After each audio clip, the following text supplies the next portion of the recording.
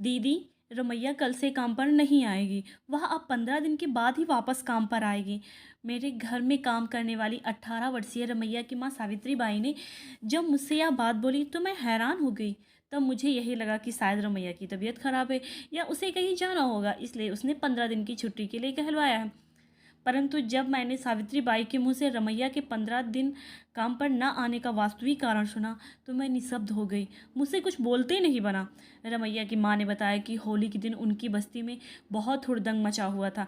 सभी बच्चे होली के रंग में सराबोर थे और खूब मज़े मस्ती कर रहे थे। उसी दिन रमैया की बड़ी बहन और उनके जीजा जी भी होली खेलने के लिए उनके घर पर आए थे। उनके आने से घर में सब बहुत खुश थे। होली की मस्ती में मोहल्ले में सब छोटे बड़े मदमस्त होकर नाच गा रहे थे। परंतु होली खेलते खेलते अचानक रमैया दौड़ी दौड़ी घर के भीतर आई और अंदर से दरवाज़ा बंद कर लिया। उसकी यह हरकत देखकर रमैया की माँ घबरा गई और उसने तुरंत दरवाज़ा खटखटाया, परंतु रमैया ने दरवाज़ा नहीं खोला।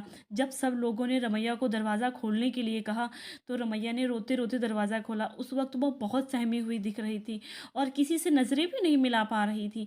रमैया की माँ ने उसे अकेले में ले जाकर उसके रोने का कारण जानना चाहा तो पता चला कि उसके जीजा जी ने उसके साथ रंग लगाने के बहाने बदतमीज़ी की और उसके बहुत मना करने के बाद भी उन्होंने उसे गलत तरीके से छुआ, जिसकी वजह से उसके मन में बहुत बड़ा डर बैठ गया और वह सब कुछ छोड़कर घर के भीतर घुस आई।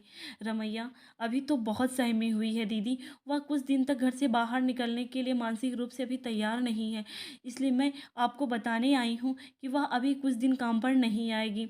मैंने रमैया की माँ को ढांसा बंधाया और समझाया कि चाहे कोई कितना भी करीबी क्यों ना हो, परंतु अपनी बेटियों की सुरक्षा का पूरा हक और जिम्मा माँ बाप का होता है, इसलिए आइंदा कभी किसी पर भी ज़रूरत से ज़्यादा भरोसा ना करें। मेरी यह बात सुनकर रमैया की माँ ने अपने आंसू पोंछे और वहाँ से चली गई। समाज के कुछ लोगों की विकृत मानसिकता के चलते हम त्योहारों की पवित्रता को भंग करते हैं, जो कि अति शर्मनाक है। ऐसे दुष्ट प्रवृत्ति के लोगों को सामाजिक बहिष्कार होना चाहिए। दोस्तों, आपको हमारी ये कहानी कैसी लगी प्लीज़ हमें कमेंट बॉक्स में बताएं और प्लीज़ हमारे चैनल को लाइक एंड सब्सक्राइब करें। धन्यवाद।